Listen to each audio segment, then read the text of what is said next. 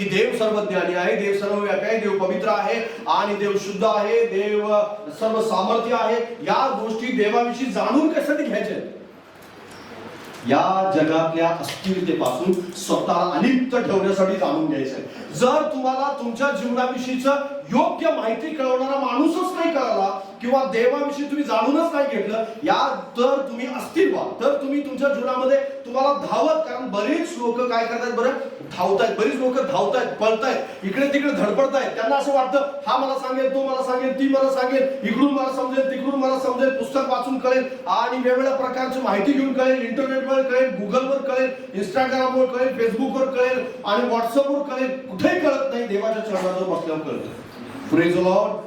कारण हे सगळं थोतांड आहे. या जगात चाललेलं जे काय आहे आता थोतांड आहे. जगात बहकवण्याची कामं जास्त चाललेली आहेत. लोकांना बहकवण्यासाठी जास्त प्रयत्न केले जात आहेत.